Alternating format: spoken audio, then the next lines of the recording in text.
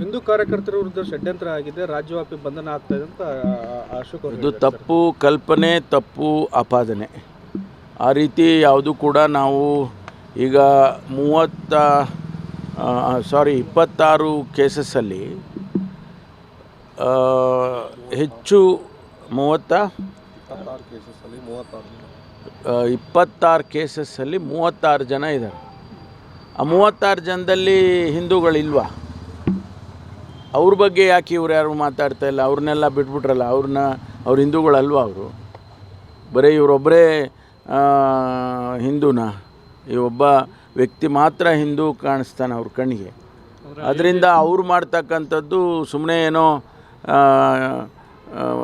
ಏನೋ ಮಾಡಬೇಕು ಅಂತ ಹೇಳಿ ಮಾಡ್ತಿದ್ದಾರೆ ಅಂತ ಅನಿಸುತ್ತೆ. ಯಾಕೆಂದರೆ ಬೇರೆ ಹಿಂದೂಗಳೆಲ್ಲ ಇದ್ದಾರಲ್ಲ, ಅವ್ರ ಬಗ್ಗೆನೂ ಮಾತಾಡಿಲ್ಲ.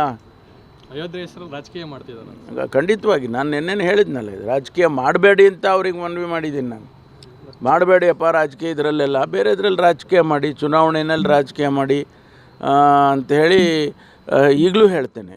ಇದಕ್ಕೆಲ್ಲ ರಾಜಕೀಯ ಮಾಡೋದು ಅಗತ್ಯ ಇಲ್ಲ. ಯಾರಿಗೆ? ಅವ್ರಿಗ?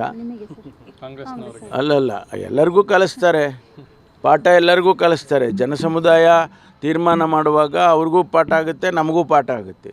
ಈಗ ಹಾಗಾದರೆ ಕರ್ನಾಟಕದಲ್ಲಿ ಅವ್ರಿಗೆ ಪಾಠ ಕಲಿಸಿಲ್ವಾ? 136 ಸೀಟ್ ಕೊಟ್ಟು ಅವ್ರಿಗೆ ಪಾಠ ಕಲಿಸ್ಬಿಟ್ರಲ್ಲ, ಅದನ್ನು ಇನ್ನೇನು ಹೇಳಬೇಕು ಸರ್? ಇದು ಸೂಕ್ಷ್ಮ ವಿಚಾರ, ಅಧಿಕಾರಿಗಳಿಗೆ ಏನಾದ್ರು ಸೂಚನೆ ಕೊಟ್ಟಿದ್ದಾರೆ ಅಂತ ಸರ್? ಅಲ್ಲ, ಅವ್ರ ಪಾಡಿಗೆ ಅವ್ರು ಕೆಲಸ ಮಾಡ್ತಾರೆ. ಅಂದರೆ ದಿನನಿತ್ಯ ನಾವು ಅವರಿಗೆ ಡೈರೆಕ್ಷನ್ಸ್ ಕೊಡೋದಿಲ್ಲ. ಯಾವಾಗ ಸಂದರ್ಭ ಬಂದಾಗ, ಅವರಿಗೆ ಅಗತ್ಯ ಬಿದ್ದಾಗ ನಾವು ಹೇಳ್ತೇವೆ. ಆದರೆ ಅವ್ರಿಗೆ ಕಾನೂನು ಪುಸ್ತಕ ಅವ್ರ ಕೈ ಕೊಟ್ಟಿದ್ದೀವಲ್ಲ, ಅವ್ರಿಗೆ ಕಾನೂನು ಪುಸ್ತಕ ಇದೆ, ಯೂನಿಫಾರಮ್ ಇದೆ, ಅವರಿಗೆ ಟ್ರೈನಿಂಗ್ ಇದೆ. ಅವರು ಪ್ರತಿದಿನ ಅಥವಾ ಪ್ರತಿ ಕ್ಷಣದಲ್ಲೂ ಕೂಡ ಅವ್ರಿಗೇನು ಜವಾಬ್ದಾರಿ ಕೊಟ್ಟಿರ್ತಾರೋ ಅದನ್ನು ಮಾಡ್ತಾರೆ.